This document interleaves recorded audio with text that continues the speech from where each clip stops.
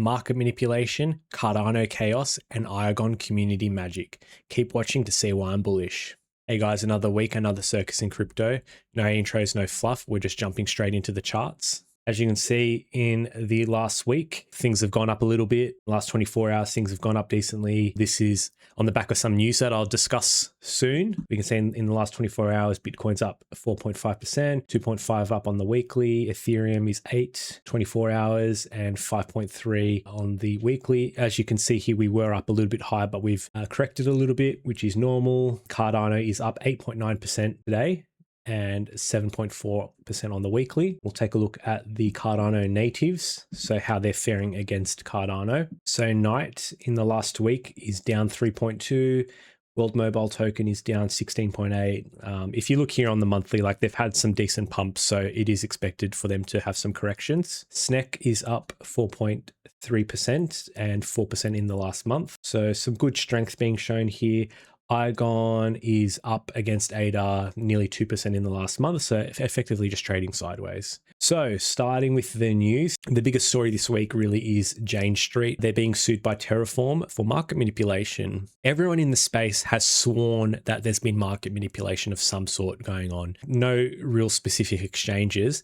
However, this really just confirms it, right? So you can see here with Jane Street, they've been sued by Terraform that they've exacerbated the Terra Luna crash, and that they're actually manipulating the markets with Bitcoin. So Justin Beckler has written a great article sort of going into detail. I'm not going to really recite the whole thing. It's a great read. But in summary, effectively, it just breaks down how and why they're manipulating the markets. Market manipulation leads to volatility. Volatility leads to profits for exchanges, right? So shorts and longs being liquidated is profits for the exchanges. Lots of trades, lots of trade fees is profits for the exchanges. So they love volatility. So it's in their best interest to be volatility. So why not cause it yourself? So if you look here, it's been said that Jane Street has been generating up to 80 million per day, which is mental. Nonzi here has shown the crashes that happens at 10 a.m.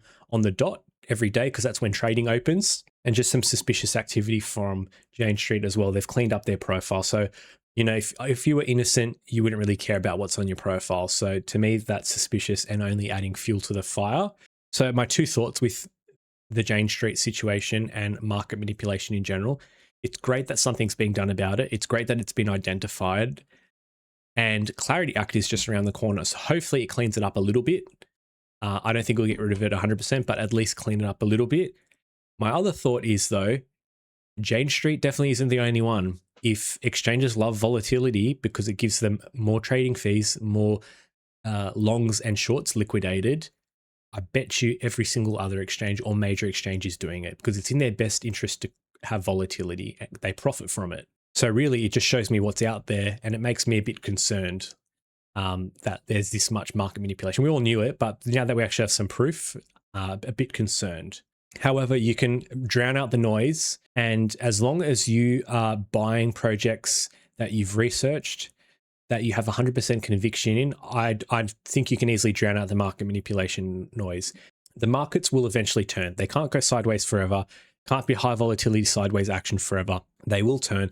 Candles will go green, and your project, that if you've researched correctly and you have invested in the right project, you have 100% conviction, you'll eventually have some green positive days and make some profits.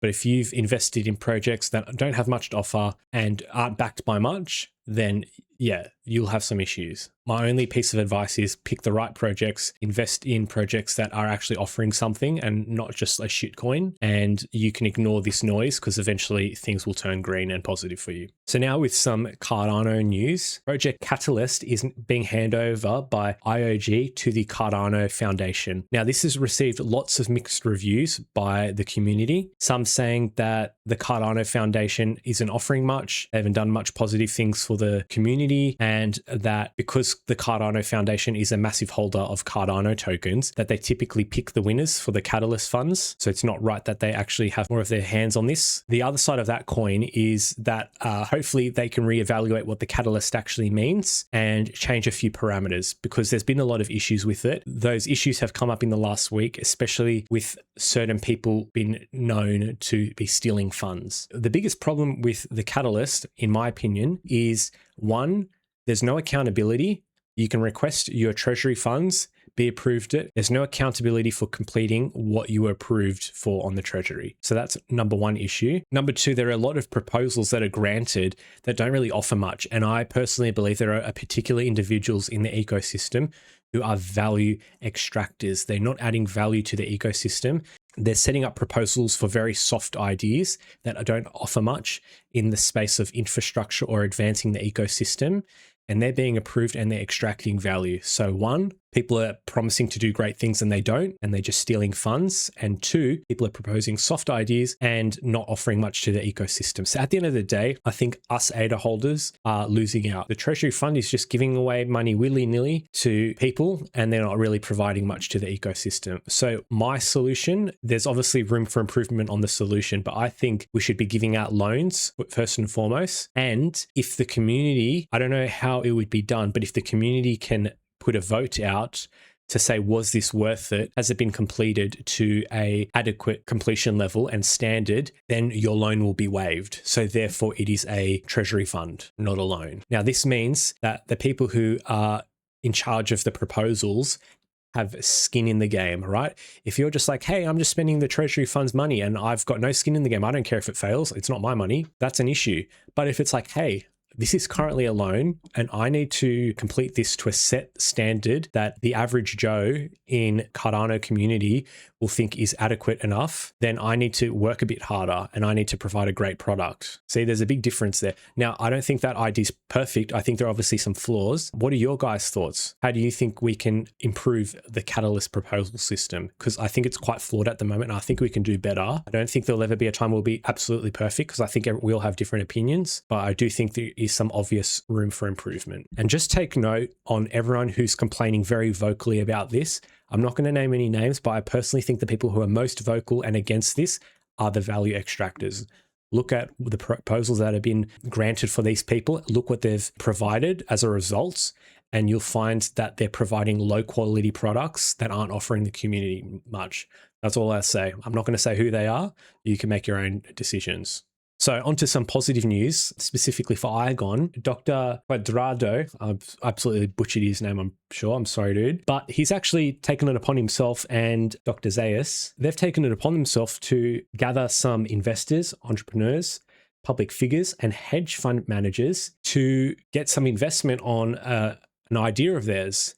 And it's involving Iagon. So it's involving working in Puerto Rico, getting some legal frameworks done for the US, and they haven't shared much details on it, but it looks promising. And what's the most interesting about this is who's at the table. Now, initially, most people didn't know who these people were.